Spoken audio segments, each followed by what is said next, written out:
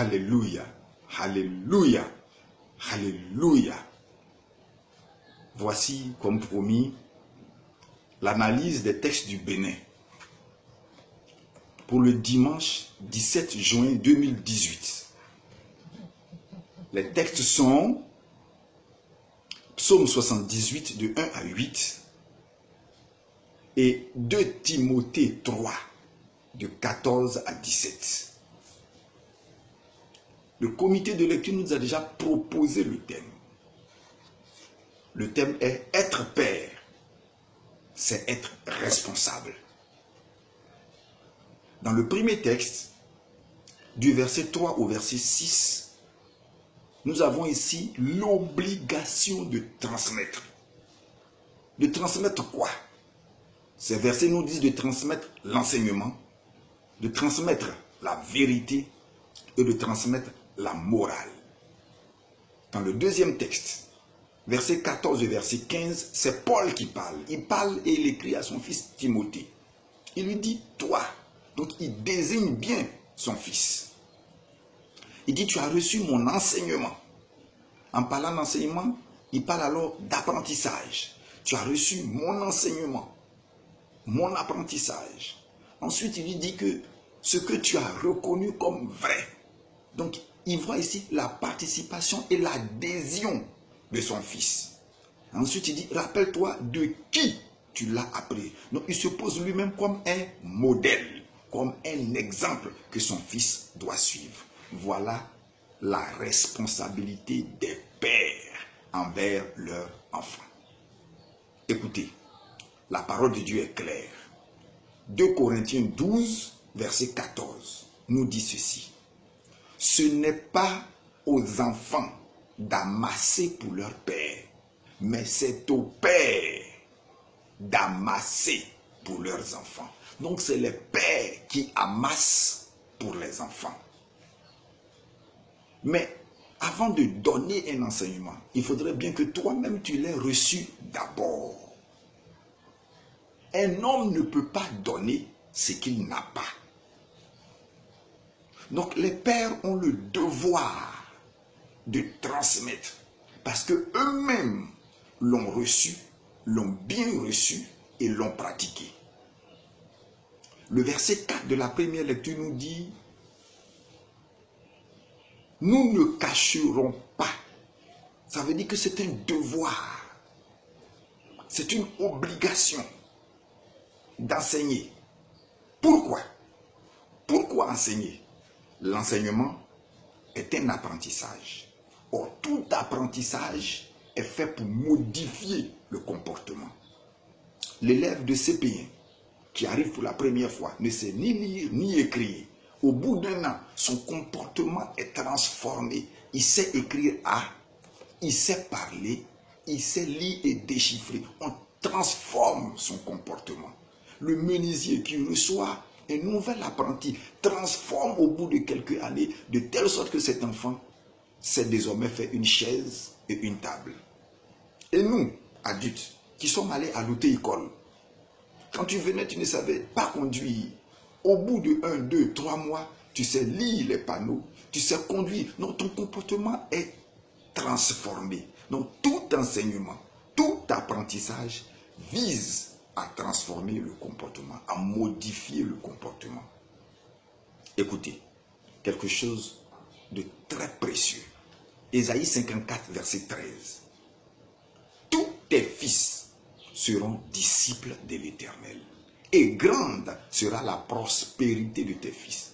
Tous tes fils et tes filles, j'ajoute, seront disciples de l'Éternel.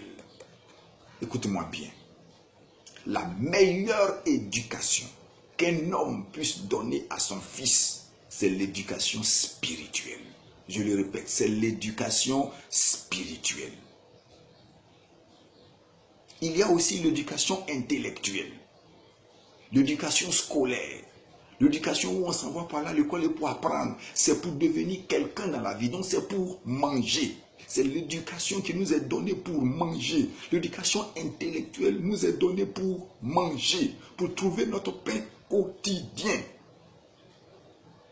Écoute ce que Matthieu 4, verset 4 dit. C'est Jésus qui parle. Il dit, la parole de Dieu, c'est Satan qui le tente. Si tu es fils de Dieu, transforme ces pains. Il dit, l'homme n'est pas fait seulement pour le pain quotidien. L'homme n'est pas fait seulement pour l'éducation intellectuelle, mais l'homme est aussi fait pour l'éducation spirituelle. Toute parole qui sort de la bouche de Dieu. Père, nous avons un devoir immense, important, capital et très grand. Nous avons le devoir de protéger l'avenir de nos enfants. Si vous ne pouvez pas protéger l'avenir de votre enfant, tout de moins, ne nuisez pas à son avenir. Nous avons le devoir de protéger l'avenir de notre enfant et non pas de nuire à son avenir. Deux choses me font dire cela. D'abord, dans Nombre 14, verset 18, il est dit, « L'Éternel est lent à la colère et riche en bonté. Il pardonne l'iniquité et la rébellion, mais il ne tient point le coupable pour innocent.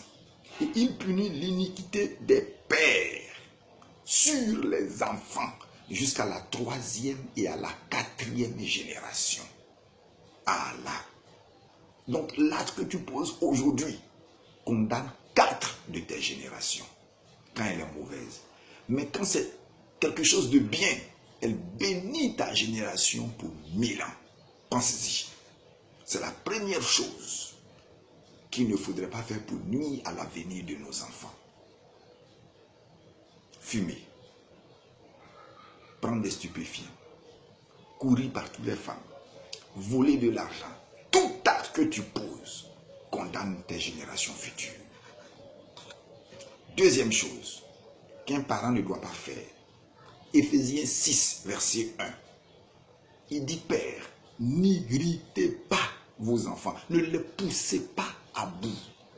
Ne les poussez pas à bout. Ne les poussez pas à faire ce qu'ils n'ont pas envie de faire. Ne les irritez pas. Paul parle à son fils Timothée dans le deuxième texte. Il dit, l'enseignement que tu as reconnu, que tu as reçu et reconnu comme vrai. Parce que quand quelqu'un reconnaît quelque chose, c'est-à-dire qu'il a accepté. Donc, il y donne son entière adhésion. Et quand l'enfant donne son adhésion, c'est qu'il est convaincu par ce que tu fais. C'est ce que Paul continue de dire au verset 16. Il dit, toute écriture est bonne pour enseigner, ensuite pour convaincre. Quand quelqu'un n'est pas convaincu de quelque chose, il ne suit pas ce que tu lui dis. Et dans quel cadre cela doit se manifester? Quand on dit dans Éphésiens 6, verset 1, enfants, obéissez à vos parents. Verset 2, honore ton père et ta mère afin que tes jours se prolongent. Mais cela ne peut se réaliser. L'enfant ne peut t'obéir. L'enfant ne peut venir t'honorer plus tard comme fête des pères. C'est pour cela qu'on a donné ce thème, parce que bientôt c'est la fête des pères. L'enfant ne peut venir t'honorer plus tard que par rapport au chapitre précédent, au dernier verset. Lis Éphésiens 5, verset 33. Il nous dit exactement ceci. C'est ainsi que les maris doivent aimer leurs femmes et que les femmes doivent respecter leur mari. Donc c'est dans le cadre familial, quand il est bon, quand il est accueillant, quand il est rempli d'amour, que l'enfant alors obéit. Et ensuite demain, il vient honorer ses deux parents. Voilà en substance ce que nous donnent les deux lectures de ce jour. C'est en prélude à la fête des pères qu'on a donné ces deux textes. Père, père, mère, conduisez vos enfants dans l'éducation spirituelle et Dieu vous donnera la force pour le reste. Soyez bénis au nom de Jésus-Christ. Amen.